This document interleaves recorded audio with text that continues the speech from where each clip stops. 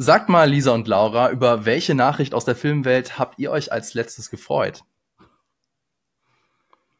Ja, Lisa, fang du doch mal an. Das ist gerade voll schwierig, weil gefühlt schreibe ich Laura jeden Tag irgendwelche Nachrichten aus der Filmwelt. Also wenn wir so bei Signal kommunizieren, bin ich immer so, oh Laura, guck mal, das und das geht ab.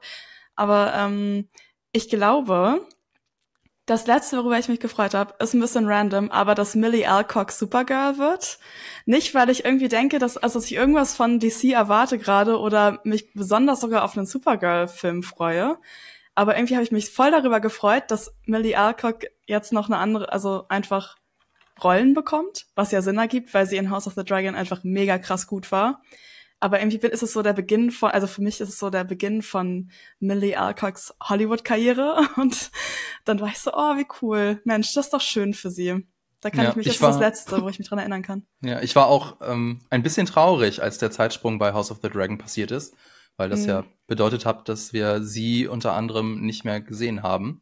Aber schön für sie. Ich finde das so schön, dass du gerade sagst, dass du mir ständig Film-News auf Signal schickst. Ich kann mich an keine einzige erinnern. Nee, keine einzige. Also nicht so Film-News, aber so im Sinne von, oh, ich habe gerade online das gesehen. So. Und das sind ja manchmal auch einfach Sachen, die, also so, weiß ich nicht, irgendwelche so Instagram-Reels oder so. Also in der Und was man im Internet sieht, das sind natürlich alles Nachrichten, das stimmt alles. Aber Laura, ich weiß, warum das so ist, warum du das gerade denkst, weil ich nämlich die letzten, hier kurzer Reveal im Podcast, ich habe die letzten 2 Monate kein Instagram auf meinem Handy gehabt, weil ich ein bisschen Social-Media-Detox machen wollte. Und deswegen habe ich dir die letzten 2 Monate wahrscheinlich nichts geschickt von Instagram. Deswegen bist du so, Lisa schickt mir nie Dinge. Ich kann mich auch davor nicht. Egal, vielleicht stimmt es auch nicht. Weißt du, das Interessante daran ist, das ist durchaus möglich, dass du das machst. Die Frage ist einfach nur, wie viel davon kommt bei mir an? Und scheinbar ist die Antwort nichts. Nichts. Mein Gehirn ist einfach nur so, Aber ist auch schön, weil ich habe jetzt drüber nachgedacht, welche News mir in letzter Zeit irgendwie positiv aufgefallen. Keine. Meine Erwartungen sind 0. Und dementsprechend kann ich auch nicht enttäuscht werden. Okay, ich habe noch eine Nachricht, über die ich mich gefreut habe. Es gibt nämlich endlich einen Release-Termin für The Acolyte, die Star Wars-Serie. Das habe ich nicht mitbekommen. Also, oh mein Gott. Moment, ich muss es gleich ein bisschen dämpfen, die Erwartungshaltung. Es ist noch nicht offiziell. Es ist laut einem Bericht vom Collider, soll die Serie am 5. Juni in diesem Jahr auf Disney Plus erscheinen. Und das ist ja die erste Star Wars-Serie, die von einer Frau erdacht worden ist, nämlich von Leslie Headland. Oh, ich habe das passiert nämlich, Leute, wenn man nicht im Internet ist, also nicht im Internet bin ich ja schon, aber nicht auf Instagram ist, dann bekommt man sowas nicht mit und ich freue mich die ganze Zeit so voll auf diese Star Wars Serie und danke, Fabian, du hast meinen Tag verbessert, aktiv gerade. Also ich bin auch voll gespannt, weil diese Serie ja lange vor der Zeit spielt, die wir so in den Star Wars Filmen kennengelernt haben. Da bin ich auf jeden Fall sehr gespannt. Aber das ist eigentlich auch schon, passt sehr gut zu dem Thema, über das wir heute reden. Denn ich habe aus Recherchegründen mal kurz in das Star Wars Celebration Video von ihr reingeguckt, um noch mal kurz zu verifizieren, wie man ihren Nachnamen ausspricht. Und da sind mir leider die Kommentare unter dem Video aufgefallen, die alle negativ waren. Oh nein. Und Weird. ja, da habe ich mich, genau, da habe ich auch so, warum? Was hat die Schlimmes getan, dass sie alle hassen? Also ich habe ein bisschen recherchiert. Sie war wohl 1 Jahr die persönliche Assistentin von Harvey Weinstein. Oh.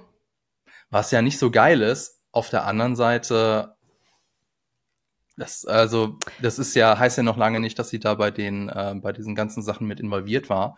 Sie hat übrigens auch ein Theaterstück über ihre. Vor allen Dingen heißt es eher, dass sie potenziell Opfer von Harvey Weinstein war und dementsprechend ist es nicht.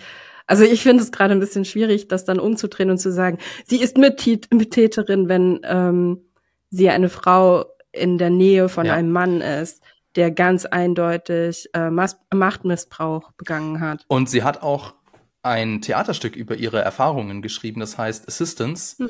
Und wenn man sich so die Synopsis durchliest, war das nicht so die geilste Erfahrung, die sie da gemacht hat. Ganz unerwartet. Und ich frage mich natürlich auch, das ist jetzt also kein besonders guter Konter, aber die ganzen Leute, die da diese negativen Kommentare unter ihre Videos schreiben, da frage ich mich immer, ob die auch so besonders kritisch sind, wenn es um Quentin Tarantino geht zum Beispiel, der ja fast seine ganze Laufbahn mit Harvey Weinstein zusammengearbeitet hat. Ich vermute nicht, aber ich kann es auch nicht beweisen. Außerdem, worüber sich auch sehr viele Leute aufgeregt haben, eine ganz, ganz schlimme Sünde von ihr. Sie hat George Lucas kritisiert. Da gab es dann auch, ja, ich weiß. Und der wurde ja noch nie in seiner ganzen Laufbahn von irgendwelchen anderen Leuten kritisiert. Nee, gar nicht.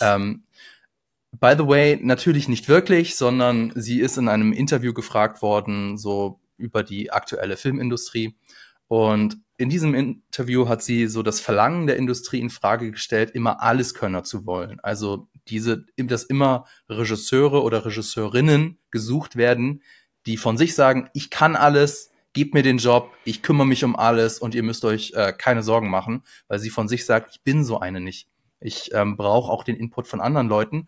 Und als Beispiel hat sie dann George Lucas genannt, der auch die Hilfe von anderen Leuten brauchte, zum Beispiel eben den Konzeptzeichner Ralph McQuarrie. Also ohne seinen Input sähe Star Wars ganz anders aus, wenn es Star Wars überhaupt gegeben hätte.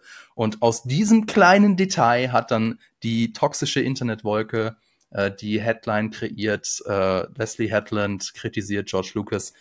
Und deswegen hat sie bei einigen Leuten leider einen sehr negativen Ruf, was ich sehr traurig finde. Das ist ja komplett absurd. Als wenn jetzt eine Person so eine ganze Serie oder einen ganzen Film alleine drehen könnte. Also ja, vor allem, ich finde es auch deswegen so absurd, weil mir fallen spontan mindestens 3 männliche YouTuber ein, die George Lucas sehr kritisiert haben. Und unter deren Videos sehe ich solche Kommentare nicht. Aber gut. Und damit würde ich sagen, herzlich willkommen zu einer neuen Folge von Die Quadrataugen, eurem Podcast für Film und Serien powered by Vodafone. Vergangene Woche war ja der internationale Frauentag und deswegen wollen wir über Frauen in der Filmwelt und weibliche Geschichten reden. Dabei kann es unter Umständen auch zu Spoilern kommen. Wir, das sind Lisa Oppermann, meine Kollegin von GigaTV Mag. Kleiner Spoiler, vielleicht werden wir in dieser Folge den ein oder anderen deiner Lieblingsfilme von 2023 besprechen. Hallo Lisa. Das könnte passieren. Hallo. Das könnte passieren, ja. Und ebenfalls mit dabei ist Laura Samide, unsere Expertin für Dramaturgie, bekannt und gefürchtet für ihre streitlustigen Ansichten. Hi Laura. Was ist das denn für eine Anmoderation? Ich finde es gut. Ich bin mega gehypt jetzt. Ich fühle, ich muss jetzt in den Kampf rein. Solltest du jetzt dein Mikro mal ein bisschen leiser drehen, deine Tonaufnahme und nicht ich. Laura schreit hier gleich rum. Ja, pass auf. Kennt man. Und dann gibt's ja auch noch mich, Fabian Douglas. Ihr kennt mich auch von GigaTV Mag oder als Moderator von diesem Podcast. Übrigens, Lisa, zu unserem vorherigen Podcast haben wir die Leute ja gefragt, zu welcher anderen Animationsserie wünscht ihr euch eine Realverfilmung? Ihr erinnert euch vielleicht. Und mit großem Abstand haben die Leute gesagt, Kim Possible. Und das passt ja auch zu dieser Podcast-Folge. Danke für den Support. Das ist mir sehr wichtig, diese Meinung weiterzutragen. Mit unserer gesammelten Stärke können wir vielleicht die Kim Possible Realserie realisieren. Ich glaube, so funktioniert das, wenn man eine Spotify-Umfrage macht. Definitiv. Wird das auch gemacht. Beim Zack Snyder Cut hat's ja auch geklappt. Warum nicht auch bei Kim Possible? Ja. Aber bevor wir über die aktuellen Trends in der Filmwelt reden, erstmal ein wenig Werbung. Wenn ihr in eure Schreibtischschublade schaut, was findet ihr dann? Also bei mir sind das Stifte, irgendwelche Unterlagen, eine Notration Schokolade und tatsächlich ein altes Handy. Ich bin damit nicht der Einzige. Gut 200 Millionen ausrangierte Mobilgeräte sollen laut Digitalverband Bitkom in den Schubladen und Schränken deutscher Haushalte liegen und mit ihnen viele wertvolle Ressourcen, die ungenutzt bleiben. Für den Umwelt- und Klimaschutz ist es wichtiger denn je, Smartphones und deren Materialien weiter im Kreislauf zu halten, anstatt immer wieder neue, knapper werdende Ressourcen abzubauen. Deswegen könnt ihr euer altes Smartphone in Zahlung geben. Vodafone lässt es dann aufarbeiten, damit es weiter genutzt werden kann. Gut für euren Geldbeutel, noch besser für die Umwelt. Mehr Infos zu diesem exklusiven Service für Vodafone-KundInnen findet ihr in den Shownotes und der Videobeschreibung. Damit sind wir wieder zurück aus der Werbung. Ja, 2023 war ja ein sehr ich sag mal, gemischtes Filmjahr. Darüber haben wir ja auch schon in unseren Podcast-Folgen über unsere Lieblingsfilme und Lieblingsserien geredet.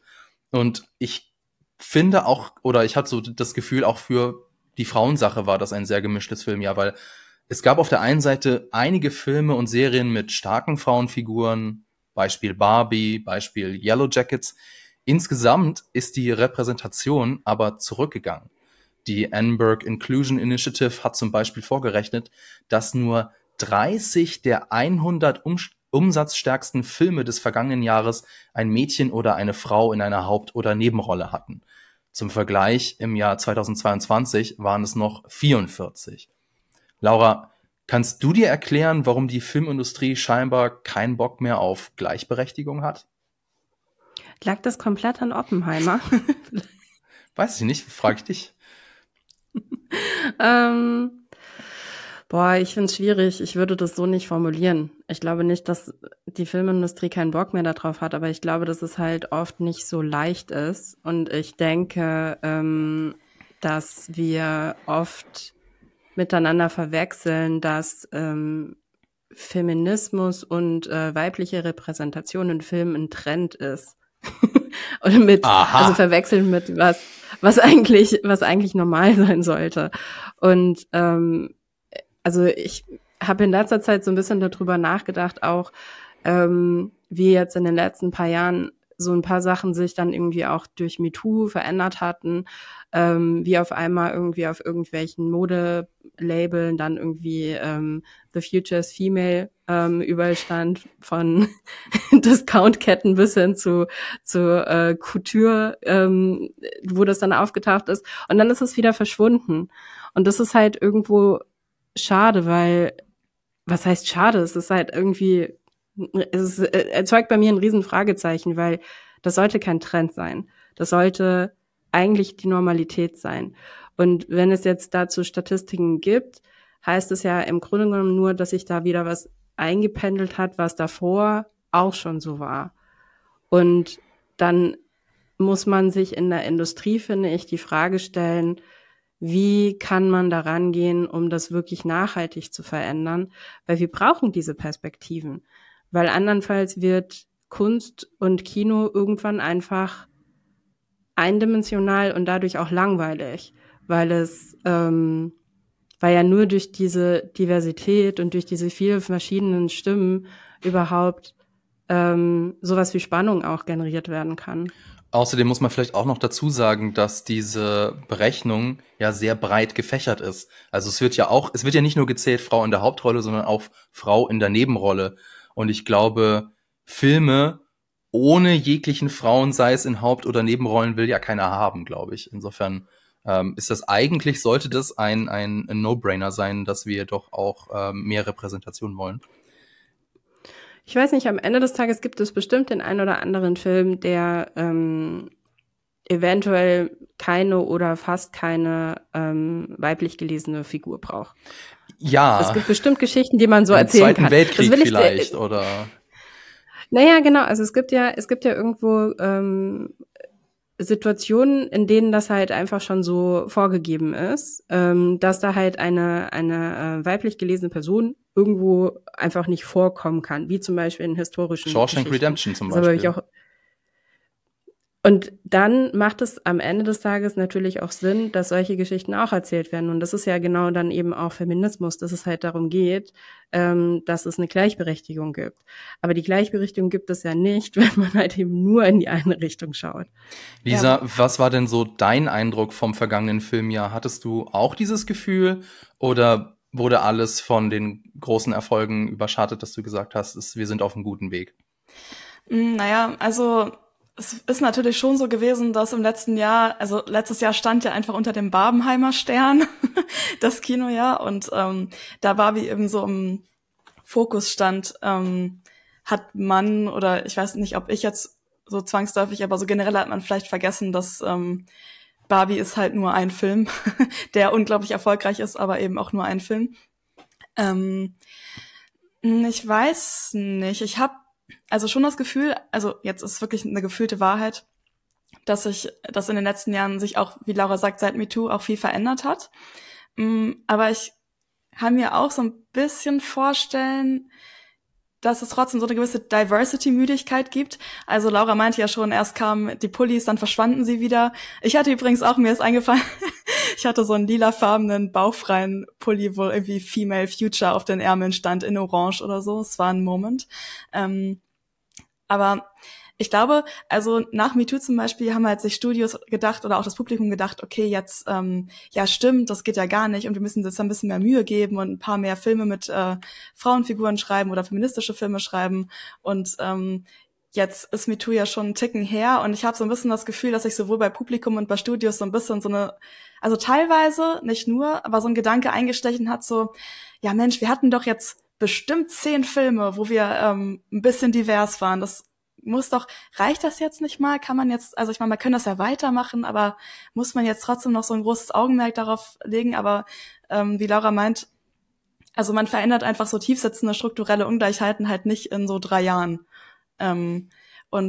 Jetzt auch mit dieser Studie ist natürlich, also ich fände es interessant, jetzt die nächsten Jahre auch zu sehen, um zu sehen, was eben so jetzt zum Beispiel Barbie für einen Einfluss hatte. Und bei diesen Studien ist es ja auch so, es werden ja quasi die umsatzstärksten Filme betrachtet, was ja auch wichtig ist und Sinn ergibt, weil das eben halt auch die Filme sind, über die man am meisten redet, die dann den meisten Einfluss haben, weil sie von den meisten Leuten gesehen werden und halt ja genau auch Umsatz generieren. Aber es existieren ja trotzdem noch andere Filme außer diesen 100 Filmen, die da quasi untersucht werden.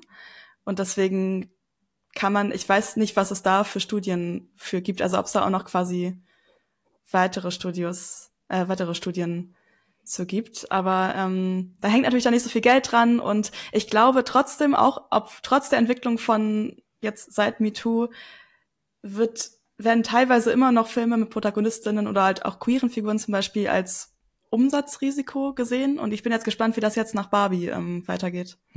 So, Monologende. Nee, ist ja gut. Also ich überlege mir da auch so, muss ich mich vielleicht selber an die eigene Nase fassen, denn ich würde schon sagen, dass ich ein Filmfan bin.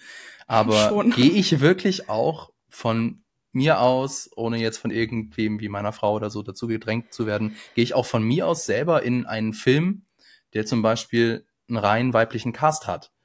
Zum Beispiel, keine Ahnung, Hidden Figures oder so. Habe ich mir den im Kino angeguckt? Nein, habe ich nicht. Den habe ich mir irgendwann auf DVD beziehungsweise angeguckt, als er dann im Fernsehen lief. Und ich glaube, wir Männer müssen uns... Und dann hast du festgestellt, dass er fantastisch ist. Und dann habe ich festgestellt, dass er fantastisch ist, genau. Also ich glaube, wir Männer, ich rede jetzt mal die Männer an, wir müssen uns da auch selber hinterfragen und schauen, gucken wir denn, also steuern wir die Entscheidungen denn mit unserem Geld auch in die, in Anführungszeichen, richtige Richtung. Denn wenn wir uns immer nur den 0815 Hollywood-Blockbuster-Quatsch angucken, dann wird es auch immer nur 0815 Hollywood-Blockbuster-Quatsch geben. Und wenn wir nicht auch selber mal irgendwie über den eigenen Tellerrand hinausblicken, dann wird wahrscheinlich alles so bleiben, wie es ist. Und dann müssen wir uns fragen, ob wir das wollen. Ja. Ich glaube aber genau beim Hollywood-Blockbuster, bei den Hollywood-Blockbustern-Sachen sind in letzter Zeit ja auch Entscheidungen getroffen worden, mehr Diversität auch hinter der Kamera herzustellen.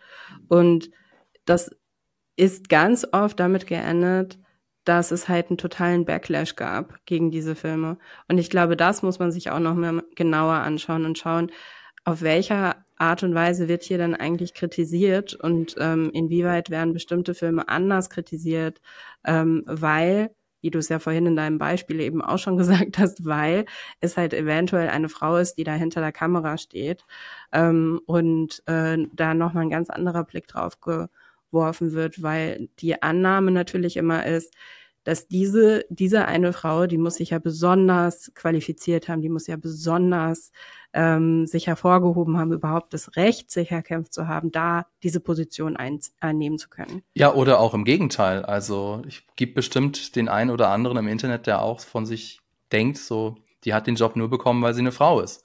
Und deswegen kann es ja auch genauso sein, dass Frauen dann von sich so das Gefühl haben, sie müssen sich besonders beweisen, müssen besonders hart arbeiten. Man kann es echt niemandem recht machen. Kann es niemandem recht machen, nee. Oh Gott, das ist wie im Barbie-Monolog. Das ist ein gutes Stichwort. Dann kommen wir doch mal zu den großen Filmen von 2023. Vielleicht können wir hier auch einige Trends entdecken. Und da geht, glaube ich, kein Weg dran vorbei an Barbie. Wir haben über Barbie natürlich in diesem Podcast auch schon ausführlich geredet. Aber ich glaube, wir können einen Frauen-Podcast nicht machen, ohne auch nochmal über Barbie zu reden. Vorher wollte ich aber über das Barbie-Oscar-Drama reden. Denn jetzt am Wochenende sind ja die Oscars vergeben worden. Und vorher gab es da schon einigen Unmut. Denn Ryan Gosling war zwar als bester Nebendarsteller nominiert, der ja in Barbie Ken gespielt hat, nicht jedoch Margot Robbie als beste Hauptdarstellerin und auch nicht Greta Gerwig in der Kategorie beste Regie. Lisa, wie sauer warst du, als du das erfahren hast? Ich fand es so sehr ironisch, muss ich sagen, dass gerade beim Barbie-Film die beiden Frauen, die am wichtigsten für die Umsetzung und die Produktion des Films waren, halt nicht bedacht worden sind. Das ist es war geradezu so ein Meta-Kommentar auf den Film eigentlich, dass gerade quasi der Darsteller von Ken dann eben diese Nominierung bekommen hat. Ich muss sagen, bei Greta Gerwig hat mich das eigentlich am meisten gestört. Bei Margot Robbie kann ich, wenn ich sehe, wer jetzt noch nominiert ist, so Lily Gladstone, Emma Stone, Sandra Hüller, 2 andere Leute, die ich gerade vergessen habe. Carey Mulligan und Annette Bening. Ja, das kann ich beides nicht so beurteilen, weil ich die Filme beide nicht gesehen habe tatsächlich. Aber da war ich so, okay, wenn es bei 5 Leuten, Margot Robbie hat zwar richtig gut gemacht, aber da kann ich noch eher verstehen, dass es irgendwie nicht bedacht worden ist in dem Rahmen. Aber Greta Gerwig, come on, also Leute. Also ich meine, das finde ich, da muss ich sagen, war ich ein bisschen getroffen und enttäuscht. Ja. Ich weiß nicht, wie es euch ging. Ja, bei den Hauptdarstellerinnen sehe ich das so wie du. Also klar wäre es schön gewesen, aber dann hätte halt eine andere Kollegin von ihr nicht die Chance bekommen. Und wenn man sich einfach die Liste durchliest, das sind halt alles sehr starke Performances gewesen. Wen willst du da rausstreichen? Also insofern, weiß ich, Laura, wie ging es denn dir bei der Entscheidung? Also ich habe grundsätzlich immer ambivalente Gefühle gegenüber dem Oscar, weil ich finde, dass die Oscar-Verleihung meistens so nicht das abbilden, was ich denke, was halt irgendwie als bester Film oder als beste Regie ausgezeichnet werden sollte. Da ist wahnsinnig viel Politik mit im Spiel. Und ich finde, das ist halt einfach ganz oft, dass es halt einfach irgendwie ganz oft überhöht ist als die Auszeichnung. Ich glaube, da gibt es andere Auszeichnungen, die am Ende des Tages vielleicht gerade für den Sachverstand wichtiger sind. Auf der anderen Seite ist es natürlich, ist es halt bei uns in der Popkultur eben so als Meilenstein jedes Jahr verankert und dementsprechend kommt man halt einfach auch nicht dran vorbei. Und ich sehe es genauso wie Lisa. Also Margot Robbie kann ich nachvollziehen am Ende des Tages, weil ich finde, sie hat da eine wahnsinnig gute, solide Leistung abgeliefert. Ich kann aber verstehen, wenn man sagt, okay, ich habe Margot Robbie auch schon mal in vielleicht anspruchsvolleren Rollen gesehen, wo sie halt einfach mehr von sich noch zeigen konnte und wo sie eventuell mehr noch eine Nominierung verdient hat. Und bei Greta Gerwig kann ich es null nachvollziehen, weil das ist der erfolgreichste Film des Jahres aus einem ganz bestimmten Grund heraus. Und das ist nicht einfach so wegzuschieben. Und sie da nicht zu nominieren, fand ich. Ja, die Regie ist ja nicht einfach vom Himmel gefallen, so. Also, weiß ich auch nicht, Leute. Ja, da wollte ich noch fragen, wie seht ihr das denn? Also hätte Margot Robbie eine Oscar-Nominierung bekommen müssen, ja oder nein? Stimmt gerne ab. Die Umfrage findet ihr auf Spotify unter der Folge. Dann lass uns doch noch mal über den Film Barbie reden, Barbie von Greta Gerwig. Immerhin einen Oscar für den besten Originalsong. Was mir da neulich noch aufgefallen ist, der Film ist ja nachvollziehbar, wenn er so erfolgreich ist, wird er von vielen Leuten geguckt und wurde dann ja auch stark kritisiert. Unter anderem ist er ein Kritikpunkt gewesen, dass dass er zu plump sei, dass viele Sachen einfach angesprochen werden, anstatt sie irgendwie ein bisschen subtiler zu kritisieren. Und dazu habe ich eine nette Anekdote. Ich habe ihn nämlich vor kurzem noch einmal geguckt, zusammen mit meiner Frau. Die hat ihn da zum ersten Mal gesehen. Und ihr erinnert euch diesen einen Monolog im Finale. Ich weiß aus Spoilergründen. Der Monolog, ja. Da war sie sehr ergriffen von dem Monolog. Etwas, das ich nicht ganz nachvollziehen konnte, weil ich mich von diesem Monolog nicht wirklich angesprochen fühlte. Aber das komisch, das auch nicht. Aber das fand ich wieder interessant, dass nur weil euch der Film nicht so zusagt oder nicht anspricht, bedeutet das nicht unbedingt, dass der Film schlecht ist. Vielleicht seid ihr einfach nicht gemeint oder ihr seid nicht das Publikum. Das fand ich auf jeden Fall ziemlich interessant. Denn ausgerechnet ein Film, der ja zum Teil in einer sehr bunten Plastikwelt spielt, hat doch besonders viel über unsere aktuelle Gesellschaft zu sagen. Laura, wir haben noch neulich auch über Dune geredet und da hast du gesagt, der Film war dir zu plump, während bei Barbie, ich erinnere mich noch, da hatte ich ja auch diesen Kritikpunkt angebracht, dass ich es gerne etwas subtiler gehabt hätte. Und du hast gesagt, nein, es kann auch manchmal wichtig sein, wenn alltägliche Ungerechtigkeiten offen angesprochen werden. Laura, warum ist das so wichtig für dich in einem Film? Naja, ich finde, die Reaktion von deiner Frau multipliziert die mal. Ich glaube, bei uns im Kino saßen mindestens die Hälfte des Publikums waren Frauen. Und das hat auf jeden Fall einen Großteil dieser Frauen angesprochen, weil das hat man einfach, also das ging wie Wellen durch den Saal. Und ich glaube, das ist auch genau das, was ich von meinen Freundinnen so gehört habe, dass vieles in diesem Film so ein krasses Echo in uns ausgelöst hat, wo wir gesagt haben, krass, das ist mega wichtig. Es ist zwar total simpel, aber manchmal müssen diese simplen Sachen ausgesprochen werden, wenn sie bisher noch nicht ausgesprochen worden sind. Und diese Repräsentation, die man dann auf einmal da auf der Leinwand sieht, wenn man die vorher halt einfach so noch nicht gefühlt hat, dann hat man was unglaublich Mächtiges. Ja, also das löst einfach was Großes in dir aus als Frau.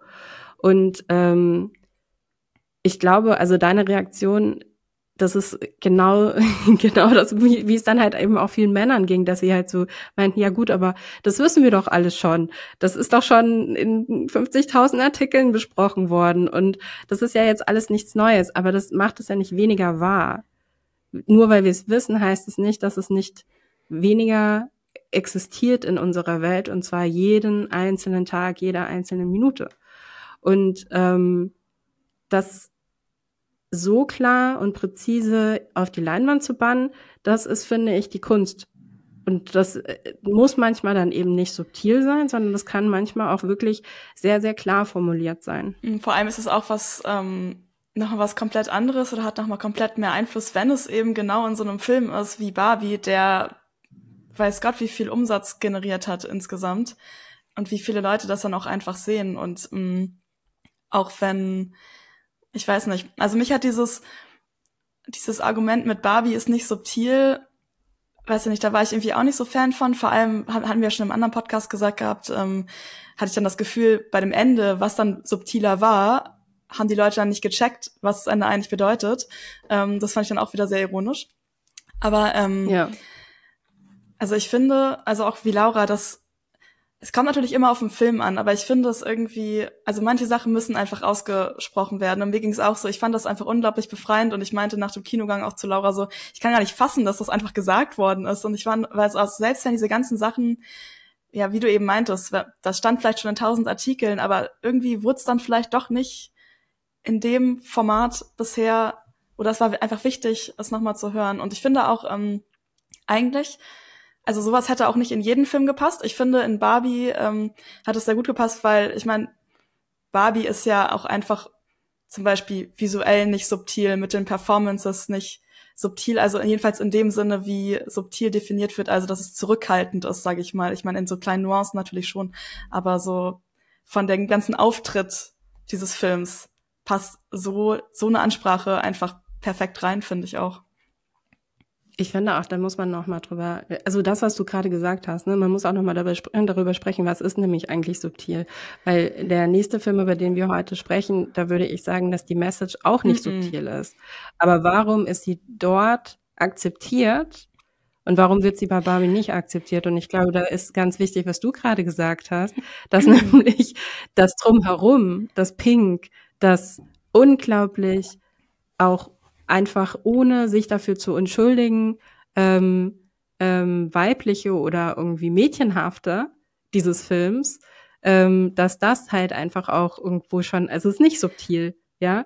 Und ich glaube, das hat aber auch dazu geführt, dass viele Leute das dann nicht akzeptieren konnten und sagen konnten, okay, jetzt kommt da auch noch dieser Monolog und ich habe bestimmt schon 5 von diesen Instagram-Slides gesehen, wo ich so durchgegangen bin bis Slide 3 von 10 und das weiß ich alles schon. Ja, das war wirklich ein ganz großes Ding ja auch beim Marketing von Barbie, irgendwie dieses ganze Girly Pink auch einfach so, weiß ich nicht, man hat es einfach so, jetzt muss ich da wieder Anglizismen verwenden, weil mir gerade das kein quasi Wort einfällt, was es genauso beschreibt, aber man hat es einfach so embraced irgendwie, also man hat es irgendwie angenommen und einfach mit voller Kanone rausgefeuert, so. Und das hat es ja auch nochmal besonders gemacht. Ja, und das Marketing hast du ja schon angesprochen, also der Film war wirklich omnipräsent, man konnte der Farbe Pink nicht entkommen, was wahrscheinlich auch den Gegenwind erklärt, den dieser Film bekommen hat, denn ich vermute den anderen Film, den du meinst, darüber habe ich jetzt so mitbekommen, hat sich keiner aufgeregt oder diese bestimmte Bubble, die ich meine, hat sich darüber nicht aufgeregt, während über Barbie gab es sehr prominente Reaction-Videos oder Filmkritiken, auch von Leuten, wo ich sehr überrascht war, dass ausgerechnet die Filmkritiken machen, weil ich ihnen das eher nicht so zugetraut hätte. Ich habe Barbie-Puppen gesehen, die öffentlich verbrannt worden sind. Was? Ja, von diesem einen YouTuber, wie heißt denn der Typ noch? Von Ben Shapiro meine ich. Ja, genau. Genau, der ist jetzt eher nicht so für seine Filmkritiken bekannt. Ist auch sehr subtil, eine Barbie-Puppe zu verbrennen, wenn man kritisiert, dass der Film nicht subtil ist. Ja. Ich war auch insofern überrascht, weil nun, was wir ja schon gesagt haben, die Message des Films ist ja nicht neu. Also diese Message gab es ja schon so oder ähnlich in anderen Filmen. Warum kriegt jetzt dieser Film so unfassbaren Gegenwind ab? Also war es wirklich nur die Gegenbewegung dazu, dadurch, dass der Film so erfolgreich war, oder hat der Film doch irgendwie noch was anders verpackt als die Filme davor, Laura? Was meinst du? Ich glaube schon, dass da noch was anderes drin lag, weil das würde nicht erklären, warum sich so viele, vor allen Dingen Männer, so getriggert gefühlt haben durch den Film. Also, dass sie wirklich, wirklich sicher gehen wollten, dass ihre Stimme jetzt auch gehört wird, weil das hören wir nämlich sonst nie. Das ist ganz wichtig.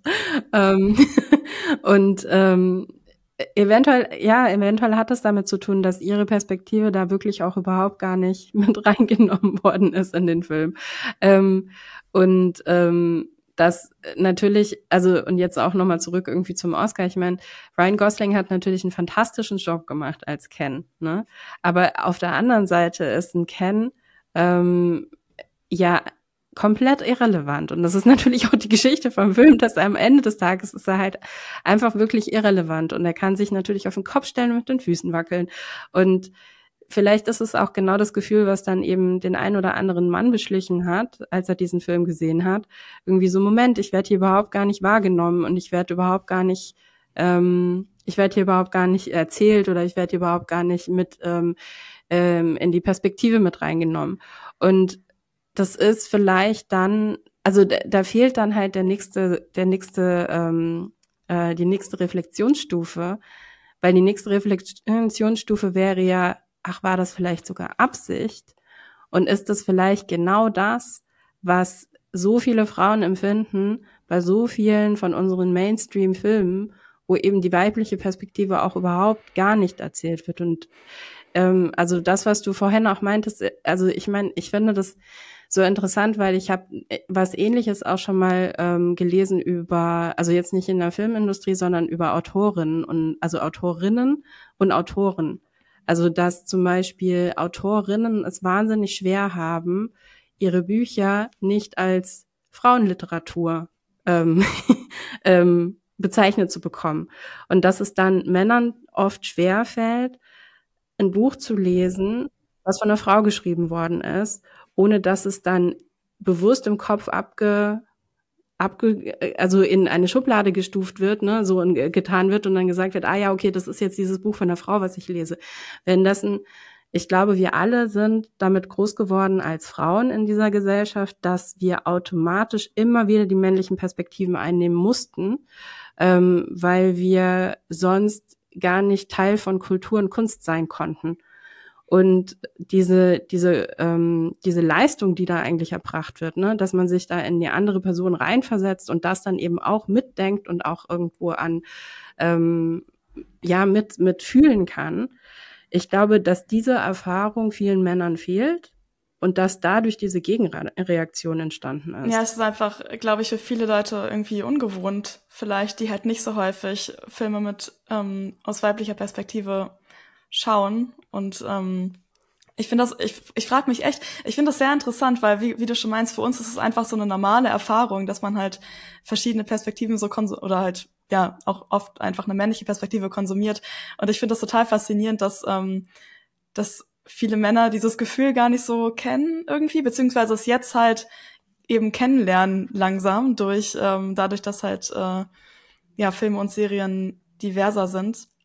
Ich glaube auch wo ja halt auch nochmal die Kritik kam, ist, dass Barbenheimer hatte halt diesen Event-Charakter im Sommer, aber ich glaube, da haben wir vielleicht auch schon mal drüber gesprochen, dass es natürlich auch sehr ungewohnt war für viele Menschen, dass so ein knallpinker Film wie Barbie neben so einem erwarteten epochalen Meisterwerk wie Oppenheimer gleichwertig existieren darf und auch so angenommen wird irgendwie. Ich glaube, das war auch tatsächlich, ich weiß nicht, das hat vielleicht dann auch ein bisschen was gemacht mit einigen Leuten. Ja, Barbenheimer, das war noch Zeit. Anstatt einfach mal sich darüber zu freuen, dass diese Sachen gleichzeitig existieren haben ja auch dürfen. viele Leute gemacht. Also ich meine, es wurde ja auch ziemlich so gefeiert als so ein Double-Feature und so. Absolut. Und ich glaube, das ist auch genau das, was unsere Gesellschaft wieder dann nach vorne bringt, wenn wir das machen, wenn ein großer Teil der Gesellschaft das macht. Weil genau das brauchen wir, dass es halt einfach beides gibt, dass es beide Perspektiven gibt, dass solche Filme parallel am gleichen Tag ins Kino kommen und wir in beide Filme reingehen können und uns über beide Filme freuen dürfen. Wenn ihr jetzt nicht noch andere Sachen habt, die euch unter den Nägeln brennen, würde ich vorschlagen, dass wir zum nächsten Film kommen. Nämlich Poor Things von Yorgos Lanthimos. Der hat jetzt 4 Oscars bekommen für die beste Hauptdarstellerin, beste Kostüme, bestes Make-up und Haarstyling und bestes Produktionsdesign. Er ist allerdings nicht ganz so erfolgreich an der Kinokasse wie Barbie, deswegen erlaubt mir mal eben kurz zu erklären, worum es darin geht. Also im Prinzip ist Poor Things eine Frankenstein-Geschichte. Also es geht um einen Erfinder, der Erfinder findet eine junge schwangere Frau, die sich suizidiert hat, und weil sie hirntot ist, ersetzt er ihr Gehirn mit dem ihres Fötus. Und das Ergebnis ist dann eine junge Frau mit dem Bewusstsein eines Kleinkindes. Die Prämisse ist ein bisschen schwierig, weil es in dem Film auch ganz dezent natürlich um Sexualität geht. Das war Ironie. Lisa, du hast mir ja geschrieben, dass du viel über Poor Things zu sagen hättest. Du hast meine Review auf Letterboxd gelesen, hast mir dann daraufhin geschrieben. Und das klang jetzt nicht so, als wäre das alles nur positiv. Also, was musstest du denn da unbedingt loswerden? Ich weiß gar nicht, ob ich das jetzt so schnell zusammenfassen kann oder ob sich das vielleicht gleich in der Diskussion einfach auch viel ergibt, aber dann pick dir einen Punkt raus. Oha. Also erstmal, du hast natürlich recht, dass selbst wenn diese Geschichte eine Metapher für Gesellschaft oder eine Geschichte über eine Entwicklung sein soll, ist es natürlich super problematisch, vor allem unter dem Fokus auf Sex. Und das kommt auch tatsächlich so ein bisschen eigentlich an meinen Hauptkritikpunkt ran, dass es natürlich total valide ist oder auch interessant sein kann, quasi die Entwicklung von einer Frau unter dem Gesichtspunkt von Sex zu beleuchten. Und sexuelle Befreiung ist ja auch ein absolut wichtiges Thema im Feminismus. Aber ich finde, Also es ist eben einfach nicht das einzige Thema und es gibt halt so viele andere Themen, die, weiß ich nicht, für die Entwicklung, für die Existenz von Frauen oder Nichtscis-Männern einfach wichtig sind, die man behandeln könnte und die man ansprechen könnte. Und ja, man kann natürlich sagen, es ist eben nicht dieser Film, der es anspricht, aber es wird einfach so häufig, gerade wenn Männer diese Art von Filme machen, wird einfach das Thema Sex dann bei Frauen quasi einfach hervorgehoben oder sich darauf fokussiert. Und ich finde, irgendwie im Jahr 2024 kann man es einfach auch anders machen. Also ich meine, es wurde ja so ein bisschen angeschnitten im Film. Es wird so ein bisschen auf Bellas Bildungsweg eingegangen, dass sie, weiß ich nicht, anfängt Bücher zu lesen oder so ein bisschen ein politisches Interesse entwickelt. Aber das wird halt immer alles nur kurz angeschnitten und dann so unter den Tisch fallen lassen. Und so zum Beispiel das wäre doch super spannend, auf sowas mehr einzugehen. Und ich finde selbst, wenn man beschließt, okay, ich mache jetzt diesen Film und ich nutze jetzt das Thema Sex zur Darstellung von der Frau in der Gesellschaft, von ihrer Entwicklung, dann finde ich auch, kann man es auch komplett durchziehen. Dann warum, weiß ich nicht. Also wenn du es schon im Vordergrund stellst, dann erzähl es wenigstens vollständig so. Wenn Bella Sex kennenlernt, wieso lernt sie dann rein gar nichts über Menstruation? Warum wird das niemals angesprochen in diesem Film? Oder weiß ich nicht, wieso spricht niemand mit ihr über Verhütung oder so? Das ist natürlich, also ich finde, da wird wieder irgendwie an der völlig falschen Stelle idealisiert. Da werden auch dann vielleicht Tabuthemen, die es heute 2024 noch in der Gesellschaft gibt, irgendwie unter den Tisch gekehrt. Und man kann natürlich auch sagen, ja, das ist vielleicht auch dann ein Punkt in der Geschichte, dass eben diese Information von den Männern in der Geschichte, die sie toxisch behandeln, zurückgehalten wird, finde ich interessant. Kann ich auch drüber diskutieren gerne.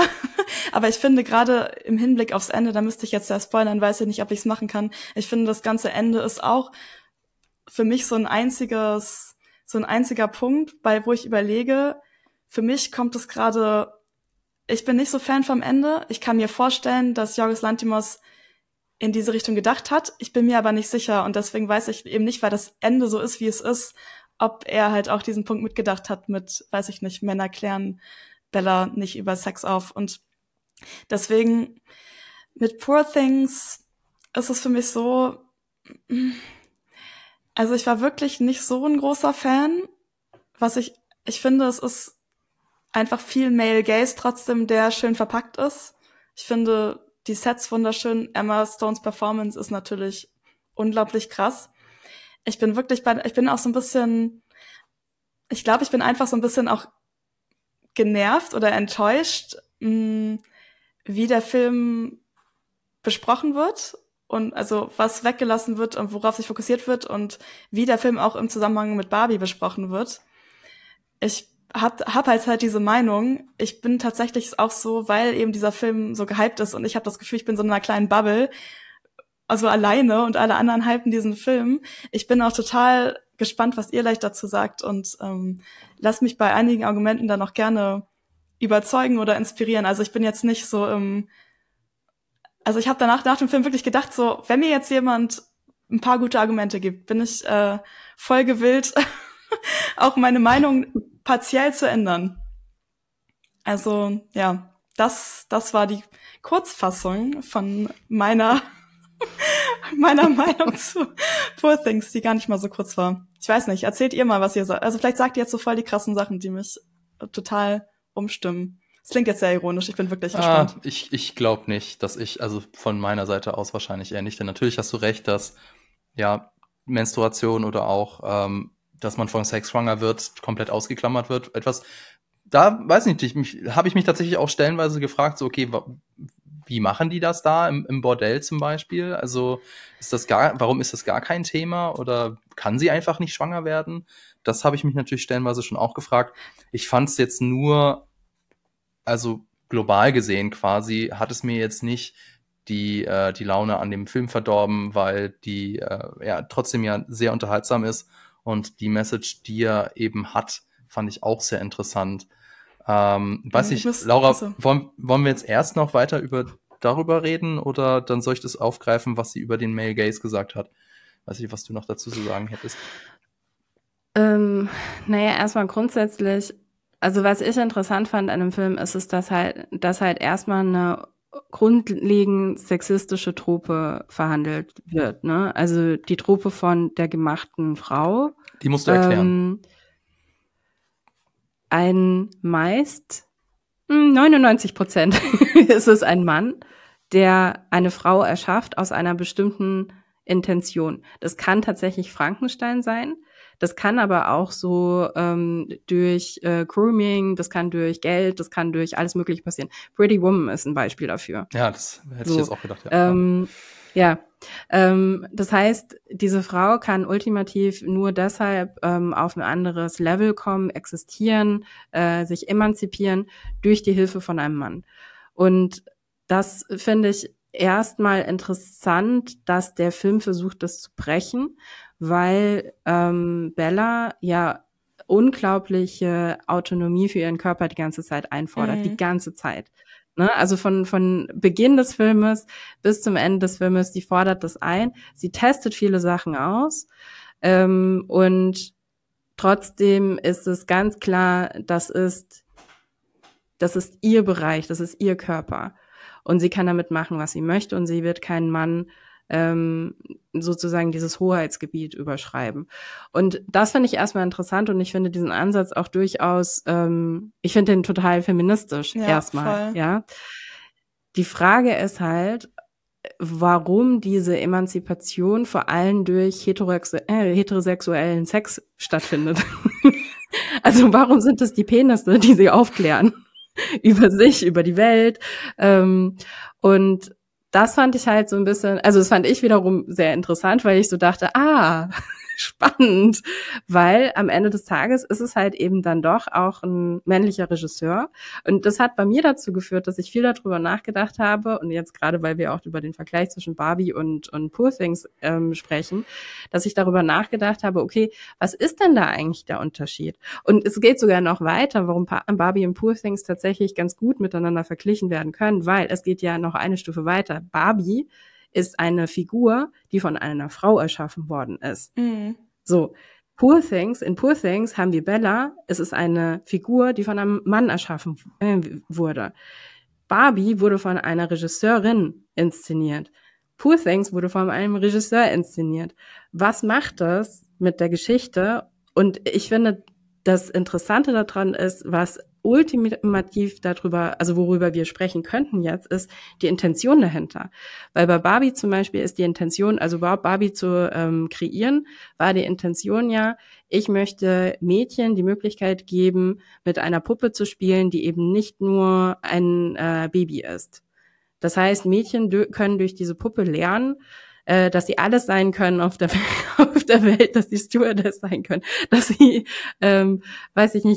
Präsidentin sein können, dass sie alles sein können. So, darum geht's erstmal bei Barbie und es ist ganz interessant, wie da eben die Intention von dieser Frau war, diese Puppe zu erschaffen. Und wie interessant eben auch jetzt, wenn man nochmal an Ken denkt, wie irrelevant Ken ist. Ne? Und wie das dann halt im Film auch immer wieder aufgenommen wird. Was ist nochmal dein Job? Strand. And you're very good at beach. Es ist auch völlig egal. Ich finde aber, was mich auch interessieren würde, wo ich auch drüber nachgedacht habe, welche Rolle Emma Stone in dem ganzen Prozess gespielt hat bei Poor Things, weil ja offensichtlich ist Emma Stone jetzt auch nicht blind in den Film reingegangen. Die wird sich ja auch Gedanken gemacht haben. Die hat den auch mitfinanziert, also die hat sie mitproduziert, oder? Das kann sein, was weiß ich nicht. Deswegen gibt's ja schon eine gewisse, also es gibt ja weibliche Perspektive daran. Ja. Naja, auf jeden Fall. Und ich glaube auch, dass das auf eine gewisse Art und Weise auch in dem Film immer wieder zu spüren ist, vor allen Dingen, wenn es um ihre Figur geht und vor allen Dingen eben das, was ich gemeint habe, wenn es um diese Autonomie geht. Ich glaube, da ist das definitiv zu spüren, dass die da auch als Emma Stone steht und sagt, nee, da habe ich eine Perspektive drauf. Aber das ist halt dieser Grund, warum ich bei dem Film auch so, also die ganzen Sachen, die du jetzt gesagt hast, also natürlich ist sie im Verlaufe des Films super unabhängig und ich sehe auch diese ganzen Sachen, aber irgendwie finde ich dann, im Endeffekt sind dann einfach einige Punkte, die ich inkonsequent finde und wo ich mich einfach wundere, dass es nicht mehr diskutiert wird irgendwie. Und deswegen bin ich halt genau wegen diesen ganzen Sachen, dass eben Bella ja eigentlich die ganze Zeit zum Beispiel Autonomie über ihren Körper hat und das sind ja alles wirklich feministische Themen, aber irgendwie kommt dieser Film einfach im Endeffekt nicht so rund bei mir an. So. Naja, und ich glaube, und nochmal da auf Intention zurück, warum ist denn Bella überhaupt erschaffen worden? Also jetzt, wenn wir darüber sprechen, warum ist Barbie erschaffen worden ist, warum ist Bella erschaffen worden? Da gibt es ja einen Hinweis, ganz kurz, wo hier, schlag mich tot, wie er heißt, irgendwie ihr Dr. Blablabla, der junge Mann. Der andere Typ. Der andere Typ, der bei ihnen dann irgendwie, der bei ihnen dann eben einzieht und sie ja studieren soll. Der fragt ja dann Gott, ja, hast du sie eigentlich für Sex erschaffen? Und Gott sagt ja dann, nee, weil ich kann das ja gar nicht. Aber du kannst gerne, wenn du möchtest. So, hier, viel Spaß. Und dann kommen wir wieder zurück zu der Intention. Warum ist das dann eigentlich passiert? Also was war die wissenschaftliche Intention dahinter? War das wirklich einfach nur, interessant, mal gucken, was passiert, wenn ich jetzt dieses Gehirn von diesem Fötus in diese junge Frau einsetze? Mal gucken, was passiert. Also war das wirklich nur das oder gab es da eben noch mal eine andere Intention dahinter? Und warum passiert das dann noch mal? Ja, das habe ich auch gerade gedacht. So, hat euch, also ich weiß nicht, war das eine Mal nicht genug? Ich habe das so interpretiert, dass es schon eher in die Richtung ging, ich mache es, weil ich es kann.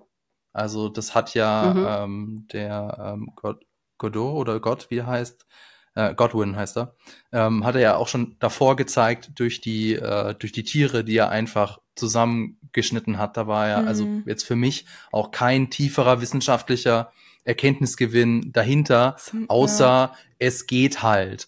Und lol, guck mal. Ja, und gerade bei Bella, denke ich, war es auch einfach so Zufall. Also ihm wird da halt so ein Frauenkörper vorgesetzt, der zufälligerweise schwanger ist, der zufälligerweise hirntot ist und wo das Kind im Körper noch lebt. Und dann kann ich mir schon vorstellen, dass es dann einfach auch jetzt nicht so der lange Weg war. Ja, dann probiere ich einfach mal aus, was passiert. Warum er das dann nochmal macht, ist natürlich schon eine andere Frage. Auch ganz interessant. Also wird hier tatsächlich irgendwie versucht, schon sich eine Frau heranzuzüchten, die man dann irgendwie groomen kann. Ich wollte, ja? Achso, nicht. Also ich glaube, es war ja so ein bisschen so, dass das im Film ja so sozusagen beschrieben wurde, wie er dann ja doch diese emotionale Verbindung zu Bella hatte und sie dann aber hat gehen lassen. Das ist ja wirklich auch also er hat sie ja wirklich gehen lassen, dass sie eben sich unabhängig selbst finden kann und so. Aber er hat dann, glaube ich, dann einfach hat er nicht einfach diese Verbindung vermisst irgendwie oder diese emotionale Beziehung und deswegen versucht das nochmal zu reproduzieren. Ich kann mich allerdings gerade nicht mehr erinnern, ob er das dann quasi bei der neuen Person dann anders machen wollte, weil er eben, ich habe das Gefühl, da war auch so eine Situation, wo er so gesagt hat, so, vielleicht war es doch gar nicht so geil, sie da losziehen zu lassen, aber ich kann mich jetzt ehrlich gesagt nicht mehr so 100%ig erinnern. Naja, die einzige Erklärung, die gegeben wird, wenn sie fragt, ist, naja, wir haben dich vermisst. Ja. Und das, finde ich, sagt voll viel aus über die Intention dahinter. Weil das sagt ja schon auch aus, dass also sie setzen sich ja jetzt, beziehungsweise was heißt sie setzen? Sie holen sich ja jetzt nicht eine autarke Frau in diesen Haushalt rein. Und vor allen Dingen ist es ja auch ganz klar, es ist immer eine normschöne junge Frau, die da reingeholt wird. Ne? Ja. Also es geht nicht um die Haushälterin. Übrigens auch bei Barbie. Sondern auch bei Barbie, genau. Da ist mir gerade so eingefallen, weil wir besprechen Barbie immer und es gibt ja durchaus auch, also da könnte man ja auch Sachen kritisieren, dass, sie wird ja eben stereotypical Barbie genannt, dass es natürlich auch einfach eine weiße, normschöne Frau ist, die da diese ganzen Erfahrungen macht. Aber ich glaube aber bei Barbie gibt's nämlich eben genau dadurch eben diese Ebene, wo das halt zumindestens anerkannt wird. Ja, es wird halt sehr oberflächlich anerkannt. Also ich meine, das wäre dann nochmal was komplett anderes, wenn man jetzt eine Frau of Color quasi in diese Real World geschickt hätte und die dann die ganzen Erfahrungen gemacht hätte. Und so ist es jetzt auch bei Bella, die macht ja auch diese Erfahrung unter dem Gesichtspunkt, dass sie eben sich zwar weird verhält, aber das wird dann ja so ein bisschen so als edgy abgetan, aber sie ist ja trotzdem sehr normschön und sie ist weiß. Also ich glaube, anders kann man sich nicht erklären, warum die Gesellschaft sie nicht ausgrenzt. Ich glaube, es hat wirklich was damit zu tun, dass sie einfach eine schöne Frau ist Und da kann man dann halt verzeihen, wenn sie so wilde Wenn sie Sachen einfach mal macht. jemanden slappt oder komisch tanzt Ja. oder komisch isst. Ja. Und diese Ebene gibt's aber in dem Film nicht, wo das nochmal anerkannt wird. Und ich glaube, da unterscheidet sich Barbie, dass es zumindest so ein kurzes Kopfnicken in die Richtung geht. Und am Ende des Tages absolut. Ich glaube, für mich an Barbie immer der größte Kritikpunkt in dem Sinne oder beziehungsweise das, was man damit reinnehmen muss, ist der Film wirklich intersektional. Also er gibt sich zwar Mühe und gibt ein Kopfnicken in die Richtung, aber ist er wirklich am Ende, also handelt es sich wirklich um intersektionalen Feminismus? Nein. Kann man das trotzdem noch akzeptieren? Ich sage für mich ja, weil es eine Perspektive von einer Regisseurin ist, die natürlich die halt eben ihre eigene Perspektive im Grunde genommen erzählt. Und deshalb sage ich ja auch immer, dass es so wichtig ist, dass es halt einfach diverse Stimmen gibt in der Filmindustrie, damit wir diese vielen verschiedenen Perspektiven wahrnehmen können. Im Falle von Barbie haben wir halt natürlich die Perspektive von einer, und hoffentlich trinken wir jetzt wieder nicht irgendwelche Leute, aber es ist halt natürlich die Perspektive von einer weißen, heterosexuellen, gesunden, nicht behinderten Cis-Frau. Ja, das stimmt. Tja, nee, und Fabian, was sollst du sagen? Nee, ich wollte eigentlich dazu konkret jetzt nichts mehr sagen. Ich wollte vielleicht doch noch ein paar lobende Worte über Poor Things verlieren. Oh ja, gerne. Denn klar, der Film ist jetzt von einem Mann inszeniert, das Drehbuch stammt auch von einem Mann und der Roman, auf dem das Ganze basiert, ist auch von einem Mann geschrieben. Nichtsdestotrotz fand ich die Prämisse einfach interessant. Also die Prämisse ist ja, wie würde sich eine Frau verhalten, die zwar eine Sexualität hat, aber komplett ohne Scham aufgewachsen ist und auch ein gewisses Selbstbewusstsein hat natürlich. Wie würde die durch die patriarchal geprägte Gesellschaft sich bewegen? Und ich fand es auch sehr interessant, dass hier die heuchlerischen Nebenpunkte des Patriarchats hier ja auch sehr klar aufgedeckt wurden. Also zum Beispiel, wenn du ein Mann bist und du hast Sex mit 300 Frauen, dann bist du der allergrößte Held. Wenn du eine Frau bist, die Sex mit 300 Männern hast, dann bist du eine, entschuldigt das Wort, Hure. Auch hier, wir haben vorhin ja über die fehlende Selbstreflexion gesprochen, dass auch hier bei den Figuren in dem Film diese Reflexion komplett fehlt, fand ich auch sehr interessant. Ja? Nee, das finde ich tatsächlich auch ganz cool. Das ist vielleicht auch sogar das, was Laura meinte mit Poor Things ist jetzt auch nicht so subtil in Anführungszeichen, weil die Sachen werden ja auch alle ausgesprochen. Das stimmt, auch in den Diskussionen zwischen jetzt hier Bella und hier Mark Ruffalo's Charakter. Duncan heißt er, glaube ich, ne? Duncan, ja, so ein bisschen even more toxic can irgendwie. Sie hat ja auch ich kann mich da irgendwie auch an eine Diskussion erinnern, wo sie halt auch so ist, so, ja, sorry, ich mache jetzt hier halt mein Ding. Irgendwie scheinst du so von jeder kleinen Sache, die ich alleine entscheide oder tue, so ein bisschen getriggert zu sein. Finde ich nicht so cool. Also das ist auf jeden Fall, ist ja auch ein Thema im Film. Ja, die Verletzlichkeit auch des männlichen Egos wird ja auch ein bisschen auf die Schippe genommen, fand ich ganz cool.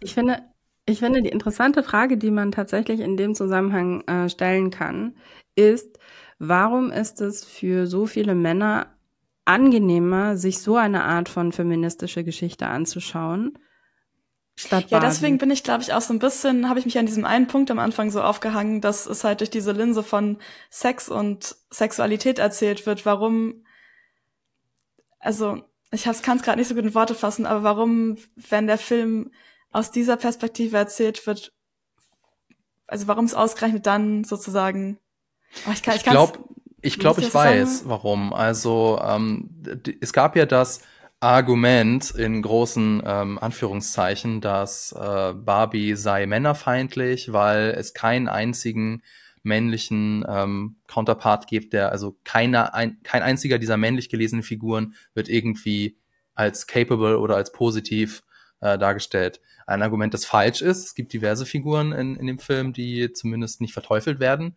Aber Ellen. Ellen zum Beispiel. Und in Poor Things ist es ja noch mal stärker. Also hier haben wir ja nicht nur es ist nicht so, dass alle Männer irgendwie böse oder Trottel sind, sondern es gibt auch zum Beispiel mit der Figur Max, die ich allerdings sehr problematisch finde. Voll. Also schlaue Männer, also auch hier den männlichen Genius mit Godwin. Also dass dann die Männer wahrscheinlich sich sagen können, okay, wir werden hier von einer normschönen Frau rund gemacht, aber dadurch, dass sie normschön ist, kann ich das auch besser verkraften. Außerdem, gut, dann sind wir zumindest immer noch die Genies in dem Film, so ausgedrückt. Ich glaube, das ist der Grund, warum Männer diese Kritik eher annehmen können, weil es in dem Film auch wieder Rückzugsorte für das männliche Ego gibt. Ja, ich glaube, es ist genau das, du hast recht. Ja. Aber das trotzdem nochmal, das soll ja nicht diesen Film irgendwie schlechter machen. Also ich finde nach wie vor, dass es ein sehr interessanter Film ist, der auch sehr viele interessante Punkte hat. Ja. Ich wollte noch mal was zu dem heterosexuellen Akt sagen. Laura, es ist natürlich schon so, dass also den Sex, den man da auf der Leinwand sieht, das ist in erster Linie also Mann und Frau. Aber es gibt ja auch nicht so viel, aber es gibt ja auch lesbischen Sex im Film. Einmal. Ja, gut, ich meine, okay, es gibt einmal lesbischen Sex im Film und die Frau hat ja dann auch am Ende eine größere Rolle, also sie ist dann im Happy End quasi mit dabei. War das für dich noch nicht genug? Naja, also ich meine, ich will jetzt nicht sagen, dass die Lösung für dieses Problem wäre, wenn Bella mehr gleichgeschlechtlichen Sex Eine gehabt Episode hätte. auf der griechischen Insel Lesbos vielleicht. Das ist Part 2. Ich finde, die Frage ist halt, warum diese ganze Emanzipation halt die ganze Zeit über heterosexuellen Sex erzählt wird. Und also wenn du jetzt eine Figur hast, die komplett befreit ist von Scham und eben für sich neu herausfindet, wer sie eigentlich ist und einen emanzipatorischen Weg geht, dann frage ich mich, warum geht sie also zu 99% den rein heterosexuellen Weg? Das finde ich interessant, eine interessante Entscheidung. Ich sage nicht, dass es eine komplett falsche Entscheidung sein muss. Ich finde es einfach nur eine interessante Entscheidung. Und es ist natürlich, also da kommt für mich halt der Beigeschmack mit rein, dass ich halt denke, Moment, es ist halt am Ende ein Film, der von einem Mann inszeniert wurde, von einem Mann geschrieben wurde. Auf einem Buch basierend, das von einem Mann geschrieben wurde. Und da sind wir halt auch wieder bei männlichem Genius. Kann eine Frau tatsächlich sich vom Patriarchat nur befreien, indem sie sich von Männern zeigen lassen muss, was halt so die schlimmen Situationen sind? Weil es gibt ja nicht nur Sex, was irgendwie dazu führt, ne, dass sie sich weiterentwickelt. Sie liest zwar auch, aber es gibt ja auch diese unglaublich prägnante Stelle, wo ihr das Leid der Welt gezeigt wird. Und das Leid der Welt wird ihr aber auch wieder von einem Mann gezeigt, der ja wortwörtlich zu dir sagt, ich zeig dir das. Komm mit, ich zeig dir das. Und du denkst dir so, okay. Oder dann auch später im Film, wenn es irgendwie um Gewalt geht, das muss hier auch von einem Mann gezeigt werden. Und ich finde zum Beispiel diese Rolle von dieser älteren Dame auf dem Schiff, finde ich total spannend. Fand ich richtig gut. Und die ist so unterbenutzt. Unterbenutzt ist kein deutsches Wort. Aber die wird nicht genug benutzt einfach, weil ich wollte mehr von der wissen, weil ich wollte die war so lustig. Die hatte so viel so trockenen Humor irgendwie, den sie da reingebracht hat. Und da habe ich mich die ganze Zeit gefragt, wieso reden die denn nicht mehr miteinander? Warum gehen die nicht auf eine Reise? Ich finde halt, das wäre ja eigentlich eine total interessante Person gewesen, von der Bella auch hätte lernen können irgendwie. Ja. Ja. Aber die Entscheidung wurde halt nicht getroffen. Und die Frage muss man sich dann halt irgendwie, finde ich, schon stellen. Wieso wurde diese Entscheidung nicht getroffen? Ist natürlich ja wieder eine Perspektivsache. Wie gesagt, obwohl ich immer denke, wie viel Emma Stone steckt in welcher Szene oder welchen Dingen des Films. Ich würde euch noch voll gerne zu dem Ende befragen, weil ich weiß nicht, ob ihr gerade noch was anderes zu dem Thema sagen wollt, aber mich interessiert es wirklich, was ihr dazu sagt. Bitte. Ich werde jetzt spoilern, Leute. Wenn ihr den Film noch nicht geguckt habt, dann haltet euch die Ohren zu. Genau. Also, das Ende. TM. Da frage ich mich die ganze Zeit, wie man das interpretiert, weil wir haben ja gesehen, dass Bella wächst halt in diesem Haus von Gott auf. Wir sehen ja, dass sie sozusagen von Anfang an auch immer in diesem Labor dabei ist, dass sie auch quasi, sag ich mal, so ein kindliches Interesse an der Arbeit von Gott hat. Und genau, aber sie ist ja sozusagen eigentlich, sie findet dann ja auch irgendwann raus im Verlaufe des Films, dass sie eben ja ein Produkt eines Experimentes ist sozusagen. Und genau, und dann kommt halt das Ende. Wir sehen ja, dass sie sozusagen, also Gott stirbt dann ja irgendwann. Und sie sitzt ja sozusagen dann in dieser Mansion, nenn ich's mal, da im Garten. Sie hat diesen Typen, der ja ihr Ex-Mann war, hat sie... Der ist wahrscheinlich noch ihr Ehemann. Ich glaube, die konnten sich nicht scheiden lassen, oder? Whatever. Auf jeden Fall, der ist dann sozusagen im Garten. Und ich finde, also am Ende sehen wir sozusagen, dass Bella den, habe ich auch bei Letterboxd geschrieben, so ein bisschen den beruflichen Weg von Godwin weiterführt, indem sie ja sozusagen, sie hat ja sozusagen jetzt bei Gott, also bei, wie heißt der Typ, bei ihrem Mann oder Ex-Mann, hat sie jetzt ja quasi dasselbe gemacht, was ihr angetan wurde. Das kann man ja sozusagen jetzt einerseits so lesen, dass sie hat halt dieses Wissen, sie hat ja diese ganzen Unterlagen angeschaut, sie hat sozusagen weiß, was gemacht wurde, sie hat das Wissen erlangt und diese Fähigkeit, das auch zu machen. Aber irgendwie führt sie damit nicht genau das weiter, was ihr angetan wurde, sozusagen. Also führt sie nicht diesen Cycle of Abuse weiter. Also ich meine, sie ist ja sozusagen, also ich muss noch kurz meinen Punkt zu Ende bringen, sorry.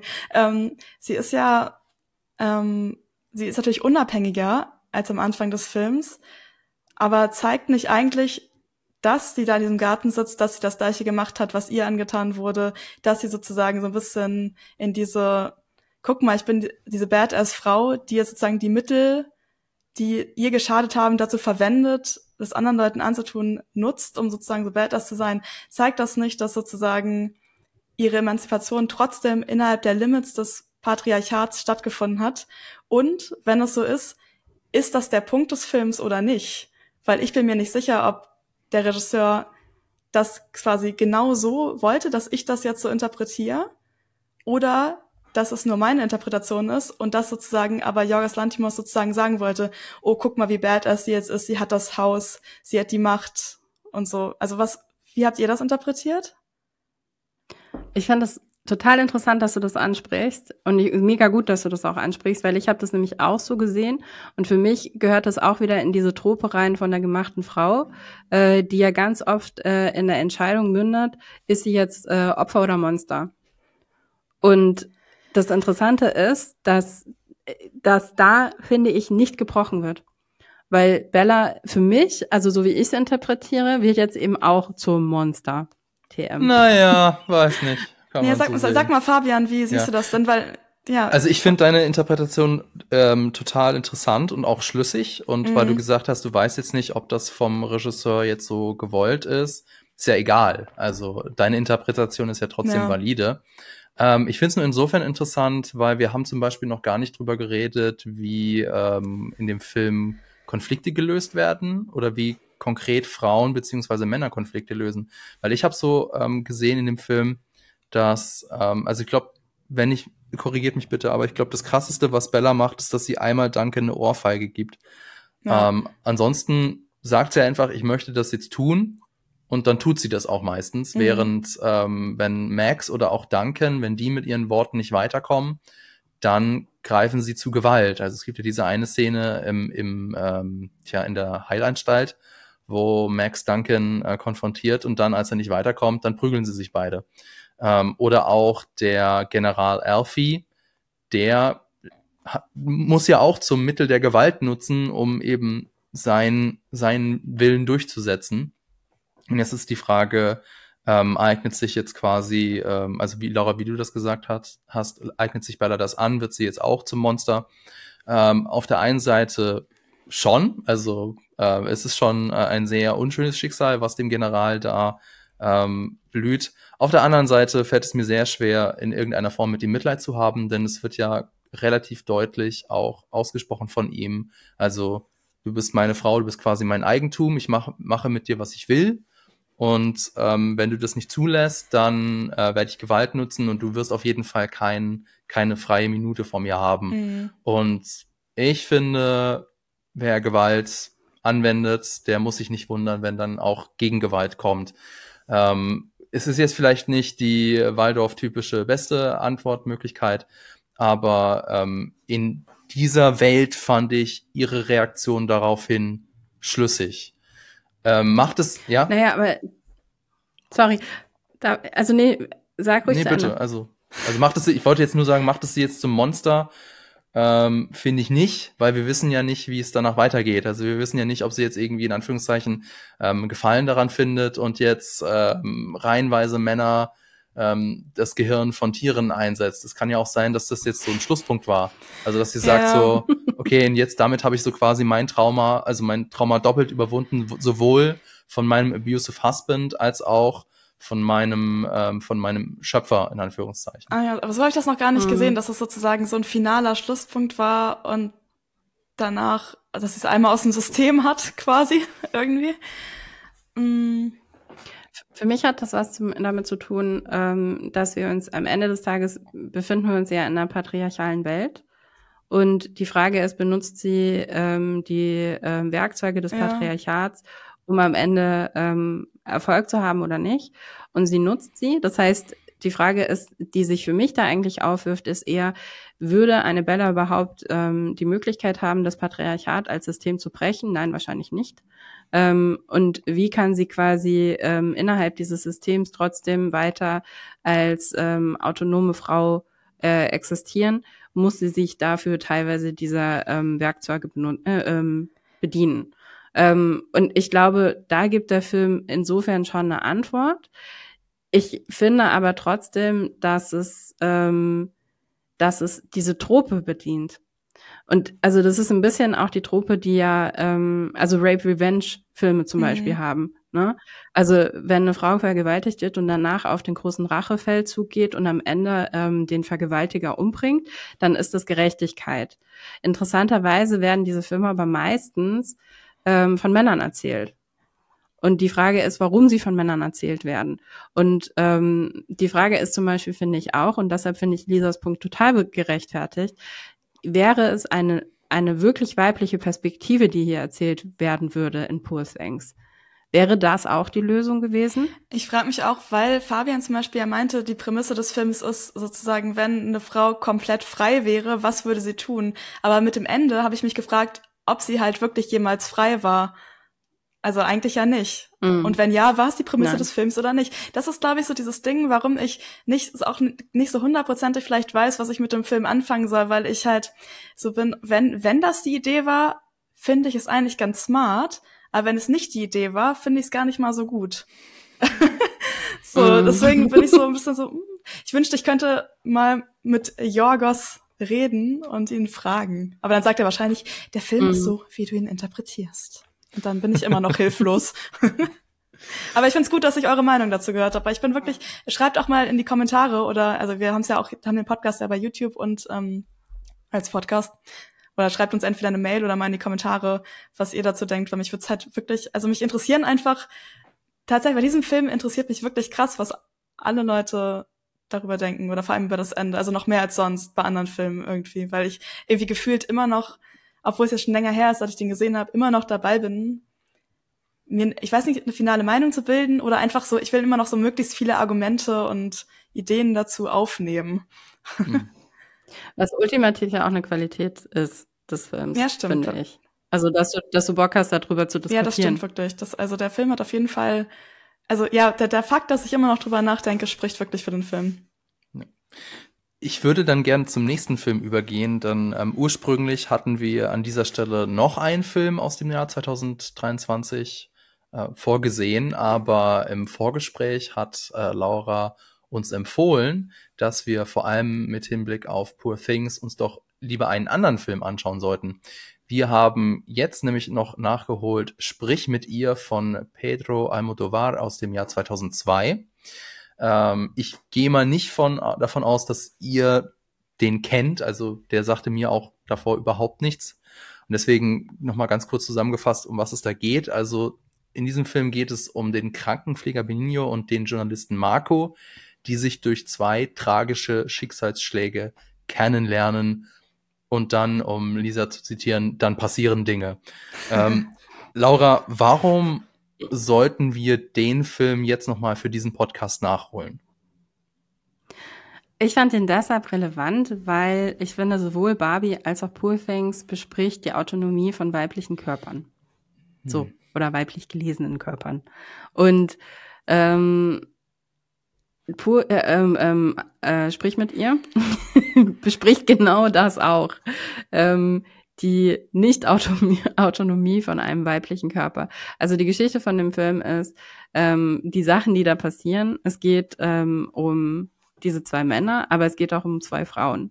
Und beide Frauen liegen in einem Koma. Und ich finde es interessant, wie Almodovar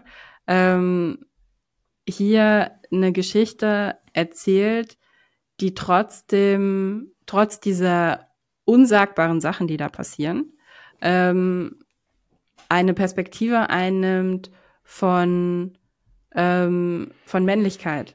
Und das fand ich, gerade weil das halt ein Film ist, der jetzt 20 oder 22 Jahre her ist, fand ich das relevant, sich auch nochmal anzuschauen, gerade im Vergleich mit Poor Things, wie sich da in den letzten 20 Jahren die Filmgeschichte auch nochmal weiterentwickelt hat und wie sich die Gesellschaft nochmal weiterentwickelt hat. Und ich weiß, also Lisa fand den Film ganz furchtbar. Also ich habe mich furchtbar danach gefühlt, sagen wir es so. Ich weiß nicht. Ja, red erst mal weiter. Ja, kann ich nachvollziehen. Also ich weiß auch, dass als ich ihn damals im Kino gesehen habe, habe ich mich auch furchtbar gefühlt. Und es ist aber insofern, finde ich, trotzdem auch nochmal spannend, sich anzuschauen, warum ist das so? Also weißt du, warum das bei dir so ist? Ich glaube, können wir den Film spoilern? Weil ich glaube, wir sollten den Film spoilern, denn es ist, wie gesagt, es ist ein Film, der ist 22 Jahre alt. Wenn ihr den jetzt noch nicht gesehen habt, dann werdet ihr ihn wahrscheinlich auch, wenn wir jetzt über den nicht geredet hätten, auch nicht gesehen haben. Und ich finde, in dieser Podcast-Folge ist es in Ordnung, wenn wir Sachen spoilern, weil wir ja auch tiefer über die Materie sprechen wollen. Okay, dann Lisa, schieß los.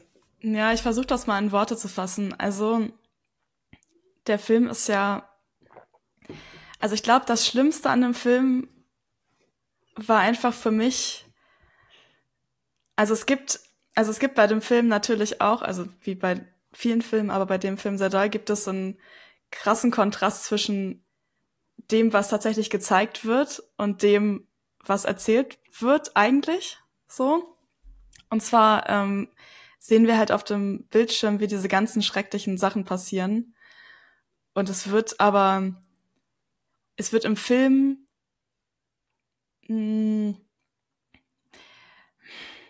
es wird nicht direkt kommentiert,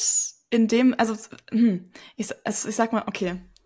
Also, es passieren schreckliche Dinge in dem Film. Es passiert, ich spoiler jetzt, die Vergewaltigung. Und wir sehen die Reaktionen darauf und wir sehen, wie diverse Menschen damit umgehen. Und die Art und Weise, wie der Film erzählt wird, erzählt uns als Publikum, dass eben diese ganzen Sachen, die passieren, nicht okay sind. In gar keinem Fall. Aber was im Film passiert,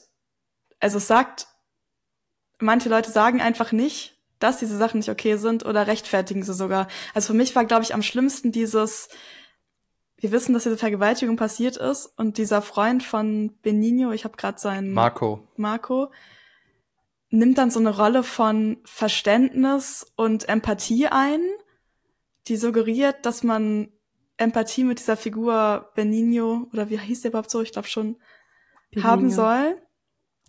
Das ist das, was auf dem Bildschirm passiert. Aber natürlich wissen wir als Zuschauer, das ist alles komplett abgefuckt, was da passiert. Und hier unterstützt gerade, oder hier kehrt im Prinzip ein Mann gerade die schreckliche Tat eines anderen Mannes unter den Teppich.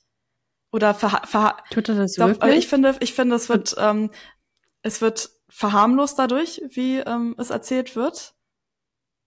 Also ich finde, aber natürlich wissen wir aufgrund von den Regieentscheidungen, die getroffen wurden, dass das eben natürlich, naja gut, also ich sage mit meiner Meinung und meinem Hintergrund, dass es natürlich falsch ist. Aber was mich sozusagen an dieser Art von Filmen immer fertig macht, ist, dass es theoretisch auch über die Köpfe von jemandem hinweggehen könnte. Also ich finde, dass der Film tatsächlich sehr ambivalent ist in dem Ganzen. Also wie du schon sagst, wird es jetzt von ihm verurteilt oder nicht? Also es gibt diese Szene auf dem Parkplatz, wo sich ja Marco eigentlich recht eindeutig positioniert. Ja. Aber dann später, wenn Marco dann die Haushälterin trifft, sagt er zu ihr, Benigno ist unschuldig. Sagte das jetzt, weil er das glaubt, oder sagte das, weil er das Gespräch hier an dieser Stelle abkürzen möchte? Ich glaube. Ja. Also ich glaube, es ist wirklich, ich glaube, er ist sich vielleicht selbst gar nicht sicher, aber er sagt es, um das Gespräch abzukürzen. Aber mir geht es gar nicht so viel darum, was er sagt, sondern eher, was er macht. Also zum Beispiel diese Szene, wo er vor dem Grab steht oder so. Das fand ich aber irgendwie interessant, dass, ich meine, die Freundschaft zwischen den beiden hat sich ja auch über einen längeren Zeitraum entwickelt. Und dann ist so die Frage, okay, du weißt, dass dein Freund etwas Schreckliches getan hat. Wie gehst du damit um? Also negiert das komplett eure Freundschaft? Ist dieser Mensch für dich wortwörtlich gestorben? Oder akzeptierst du das und sagst, du hast etwas Schlimmes getan, aber du bleibst mein Freund? Das fand ich tatsächlich einen interessanten Punkt, den dieser Film dann durchgeht.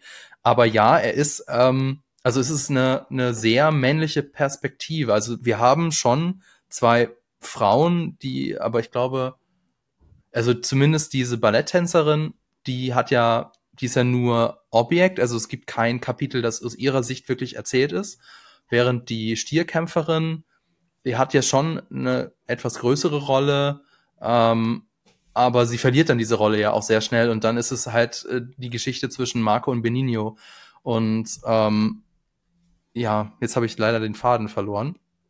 Jetzt weiß ich wieder, was ich sagen wollte. Und zwar, weil du ja auch gesagt hast, verurteilt der Film das jetzt wirklich? Ich glaube, warum das für dich auch so unklar ist, weil der Film sich eher auf die Männerfreundschaft zwischen Marco und Benigno konzentriert. Also zum Beispiel, wir wissen ja gar nicht, was das jetzt eigentlich für Alicia bedeutet, dass sie jetzt aus dem Koma wieder erwacht ist. Wir wissen ja noch nicht mal, ob sie weiß, dass sie schwanger war. Wir wissen ja noch nicht mal, ob es jetzt wirklich eine Totgeburt gegeben hat. Wir wissen nicht, also definitiv, ob die Schwangerschaft unterbrochen wurde oder nicht. Und sie ist ja wirklich nur ein weiteres Objekt. Also erst hat Benigno sie beobachtet und dann wird sie von Marco beobachtet. Und deswegen kann ich das schon verstehen, dass du auch glaubst, dass diese Botschaft und dass das so über gewisse Leute, wenn man sich nicht wirklich damit befasst, auch über deren Köpfe hinweggeht. Ich glaube halt, also sorry, ich muss jetzt auch kurz, weil ich den Film ja auch reingebracht habe. Also ich glaube, warum ich den Film relevant fand, ist, dass er eine Vorgeschichte eigentlich erzählt von Poor Things. Weil ja, es ist halt die männliche Perspektive. Und findet eine Fetischisierung von weiblichen Körpern statt. Auf allen möglichen Ebenen. Und ich finde, dass es schon eine klare Verurteilung in dem Film gibt von der Handlung von Benigno. Und ich finde auch, dass die Verurteilung von Marco weniger kommt als von den anderen. Ja. Also es ist ja, also das, was du als unsagbar beschreibst, genau das ist ja auch die Reaktion von dem Krankenhauspersonal, auf eine gewisse Art und Weise auch von der Vermieterin, vor allen Dingen aber auch von der Ballettlehrerin von Alicia. Die, finde ich, am Ende ja eine unglaublich starke Präsenz auch hat, ne, wenn sie dann in diesem Theater da sitzt und das komplett nicht okay findet, dass Alicia und Marco jetzt miteinander sprechen und wissen will, okay, worüber habt ihr jetzt eigentlich gesprochen? Und ich finde den Film deshalb so interessant, weil es erzählt halt eine männliche Perspektive und ich finde, es gibt so ein bisschen das vor, was bei Poor Things eben angerissen wird, diese Faszination von Männern mit Frauenkörpern. Und es ist für mich fast schon so wie so ein Prolog. Also wie sind wir überhaupt an diesen Punkt gekommen, dass so ein Film wie Poor Things existieren muss? Warum sind wir überhaupt an den Punkt gekommen, dass ein Film wie Barbie so einen Erfolg hat? Und dementsprechend finde ich es interessant und wichtig, dass es diesen Film gibt, Apple Cornea, weil er eben diese andere Perspektive erzählt und eben auch nochmal, finde ich, eine Tür öffnet, um in diese Männerwelt reinzuschauen und sich anzuschauen, okay, was ist denn da eigentlich los? Was ist da eigentlich passiert? Und deshalb habe ich den Film vorgeschlagen, dass man den dann nochmal mit reinnimmt in die Besprechung. Und ich glaube, also ich finde, Pedro Almodóvar ist ein total fantastischer Regisseur, weil er halt eben solche Themen sich auch zu eigen macht. Und ich finde, dass dieser Film absolut eine Existenzberechtigung hat, auch wenn er eben eine unsagbare Geschichte erzählt, weil es eben am Ende des Tages genau um das geht, was Fabian eben gerade besprochen hat. Dieses, wie gehe ich dann damit um, wenn mein Freund eine unsagbare Tat begangen hat und absolut keine Reue zeigt, weil er überhaupt nicht versteht, was eigentlich bei ihm schiefgelaufen ist. Und also ich weiß nicht, deshalb, ich finde es faszinierend. Und ich finde, es ist relevant für so einen Film wie Poor Things. Ich finde es. Oh, ja, bitte. Sorry. Nee, Ladies first. Ich glaube, ich fand es einfach sehr hart zu sehen, weil ich glaube, ich fand es einfach hart zu sehen, dass sozusagen dieser Person, die sowas getan hat, dann am Ende, also dass sie einfach noch trotzdem so quasi durch die Reaktion von Marco dann so in irgendeiner Form vielleicht zu menschlich geblieben ist. Finde ich, ist er aber nicht. Ist er überhaupt nicht. Für mich ist er ganz klar in diesem Film verurteilt worden. Und ich finde, Marco ist im Grunde genommen ist für mich eine interessante Figur, weil sie viele Ebenen hat, weil er verurteilt seinen Freund definitiv. Ich glaube, diese Situation mit der Vermieterin ist mega lustig auch, weil sie halt irgendwie reinkommt und sagt, ja, ich verstehe das überhaupt gar nicht. Also er hat ja irgendwie jetzt klar irgendwie auch verpasst, dass da eine riesen Mediengeschichte drüber gemacht wurde, ja. Also ich meine, die hätten jetzt auch Warum hat mich niemand interviewt? Ja, ich hätte so viel dazu zu sagen gehabt. Und ich finde, dann ist es auch legitim für einen Marco, sich da irgendwie rauszuziehen aus dieser Situation. Ich finde es interessant, welche Wahl er da am Ende trifft. Und ich meine, er schaut aus dem Fenster, er sieht Alicia. Er hat sie ja jetzt nicht, also er stalkt sie nicht, ne? Nicht so wie aber er nimmt schon die Position ein, die vorher Benigno hatte, irgendwie auf irgendeine weirde, verstörende Art und Weise. Aber anders. Ja. Das ist ja genau der Punkt. Er nimmt sie ja deshalb anders ein, weil er schaut aus dem Fenster, er sieht sie, er ist natürlich schockiert darüber, dass sie aufgewacht ist, weil das wusste er in dem Moment noch nicht. Das ist natürlich eine legitime Reaktion darauf. Und er verfolgt sie nicht, sondern er trifft sie durch Zufall im Theater. Und sie ist eigentlich diejenige, die ihn dann interessant findet, weil er ja der Mann ist, der immer weint. Aber was ich dann bei der Situation auch wieder eine interessante Entscheidung fand, ist, dass er halt gesagt hat, Benigno, du hast sie aufgeweckt. Also er hat gesagt, durch die Vergewaltigung quasi ist sie aufgeweckt worden. Durch die Vergewaltigung, die zu einer Geburt geführt hat. Ja, und also da finde ich halt schon, also auch wenn er verurteilt wird durch den Rest der Leute, die da abhängen im Krankenhaus, also ich finde einfach diese konstante, selbst wenn er ihn auf einer Seite verurteilt, finde ich auf der anderen Seite diese konstante Rechtfertigung, die trotzdem noch passiert, fand ich einfach sehr, also wie gesagt, ich sag nicht, dass der Film, dass ich den jetzt schlecht fand, aber ich wünschte einfach, habe nach dem Film mir gewünscht, dass ich mein Inneres kurz nach außen kehren kann, um mich komplett von diesem Gefühl des Films zu entledigen. Verstehe ich absolut. Und ich glaube aber auch, dass das die Intention von dem Film ist. Ja, also ich hoffe es stark. Und ich glaube auch und ich finde auch diese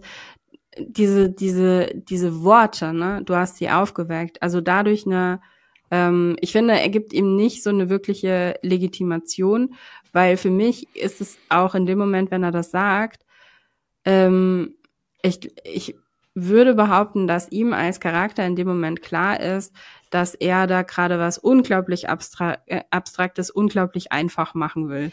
Und das nicht okay weiß ist. Ich nicht. Ja. Und ich finde, also ich glaube schon, weil er dazu zu klar vorher schon formuliert hat, wie er diese Situation findet. Und das ist ein Zugeständnis an seinen Freund und kein Zugeständnis an die Wahrheit. Aber alles, was er nach dieser Klärung, also was er von Hate quasi gemacht hat, steht irgendwie in einem Widerspruch zu dem, was er halt gesagt hat da im Auto. Ja, weiß ich nicht, weil ich meine, er ist ja, also alleine, dass er weggegangen ist, steht nicht. Also er zieht in seine Wohnung ein.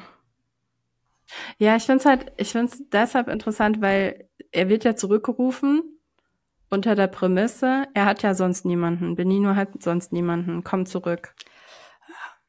Und unter dem Aspekt sehe ich das, was er da macht.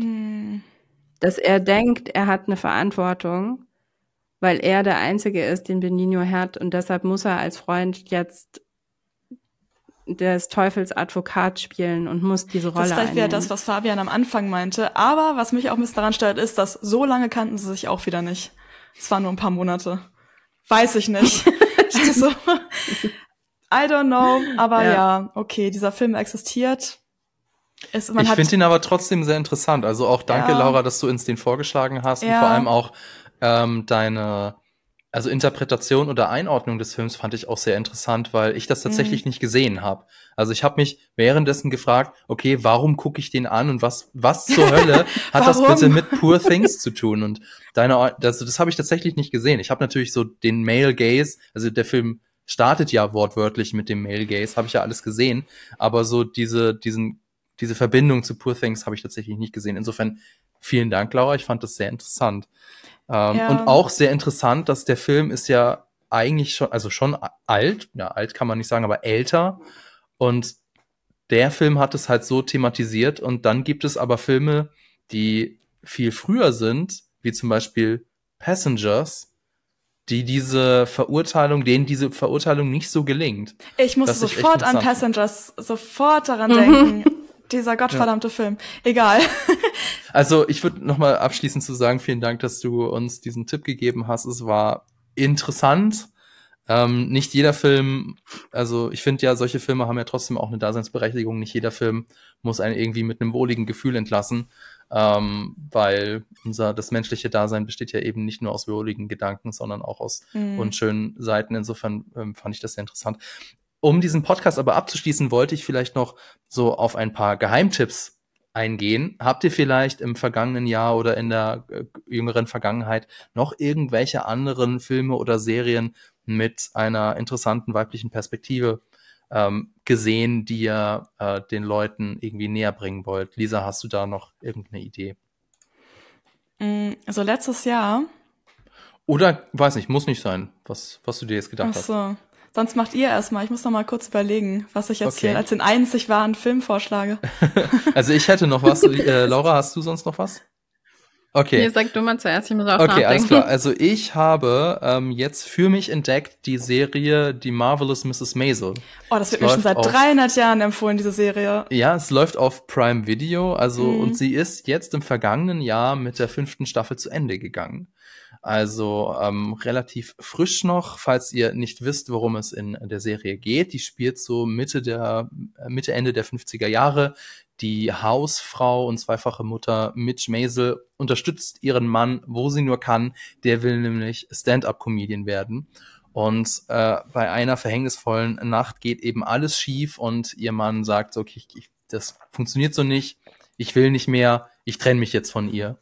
ich trenne mich jetzt von dir. Und das wiederum führt mit dann dazu, dass sie durch die Nacht streift, aufgelöst ist und dann zufälligerweise wieder in derselben Örtlichkeit landet, wo ihr Mann aufgetreten ist, spontan das Mikrofon ergreift und dann eine bravouröse Stand-up-Routine hinlegt und dann von einer anderen Frau entdeckt wird.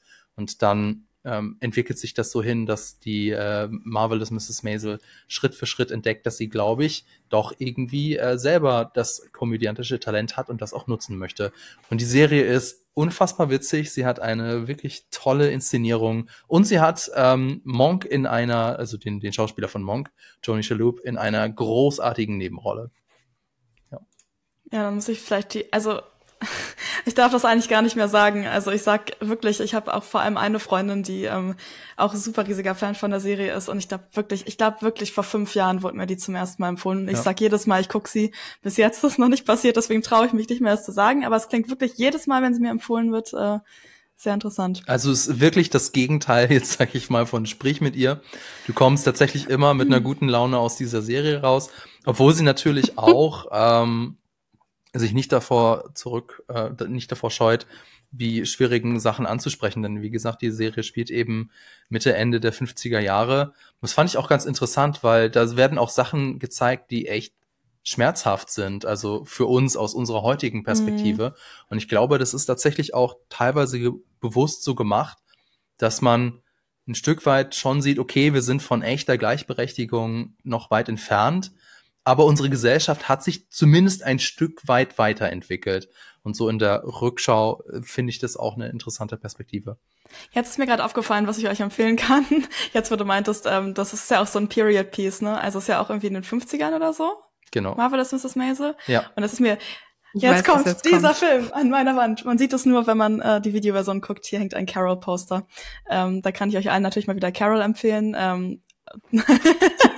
Zu jeder. Eigentlich wollte ich das gar nicht, bis zu diesem Augenblick wollte ich auch was anderes sagen, aber jetzt muss ich leider mal wieder Carol mit Cate Blanchett und Rooney Mara empfehlen. 2 Frauen, die sich in den 50er Jahren kennenlernen. Und das ist tatsächlich, finde ich, eine sehr gute weibliche Perspektive, aber es wurde von einem Mann inszeniert auch tatsächlich. Also es funktioniert ja auch, dass sowas interessant und gut inszeniert wird. Was ich aber eigentlich auch noch, es passt eigentlich auch ein bisschen zu Carol, ist Porträt einer jungen Frau in Flammen von 2019, glaube ich, von Celine Sciamma. Wie spricht man sie aus? Ich weiß das gerade gar nicht. Geht auch um 2 Frauen, die auf so einer verlassenen Insel sind. Und die eine Frau wird eigentlich hingeschickt, um die andere heimlich zu malen, damit es ein Porträt von ihr gibt, das dann potenziellen Ehemännern gezeigt werden kann, damit sie verheiratet werden kann. Und die Frau hat halt keinen Bock drauf. Und deswegen muss diese andere Frau sie halt heimlich malen. Und genau, das ist immer ein Film, den ich irgendwie empfehlen würde. Und aus dem letzten Jahr habe ich Bottoms geguckt von Emma Seligman. Ich habe irgendwie gerade Ausspracheprobleme, aber ich glaube, so spricht man sie aus. Die auch Shiva Baby gemacht hat. Und den fand ich auch irgendwie ganz cool. Zu Porträt einer jungen Frau in Flammen nur noch so viel. Immer wenn jemand sagt, echte Filmkunst oder schöne Bilder kann es nur mit analogen Bildern geben, dann ist das immer mein Beispiel. Schaut euch den Film an, er ist wirklich unfassbar schön. Einer der schönsten Filme, die ich jemals gesehen habe, und ich übertreibe nicht. Und digital natürlich, das meinte ich damit. Das stimmt. Laura, hast du sonst noch was? Okay, dann schmeiß ich jetzt noch American Honey rein von Andrea Arnold aus 2016. Because I can. Einfach kommentarlos. Okay, einfach Aber kommentarlos. Laura, nicht, dass wir wieder in den Ruin getrieben werden hier, wie mit Sprich mit ihr. Ja, ich musste 5 Folgen Avatar gucken danach, um wieder halbwegs gute Laune zu bekommen. Aber ja, wie Fabian schon sagt, das ist ja nicht immer zwangsläufig Ziel der Filmerfahrung. Nee. Ich schmeiß den Kommentar okay, los. Alles klar, dann vielen Dank, war's das für diese Folge. Ich hoffe, es hat euch gefallen. Was ist denn euer Lieblingsfilm mit einer Frau in der Hauptrolle? Schreibt's uns in die Kommentare. Ansonsten haben wir auch auf Spotify eben die Umfrage, hätte Margot Robbie eine Oscar-Nominierung bekommen müssen. Vielen Dank fürs Zuhören, vielen Dank an euch, Lisa und Laura, an das Team im Hintergrund und natürlich an Vodafone.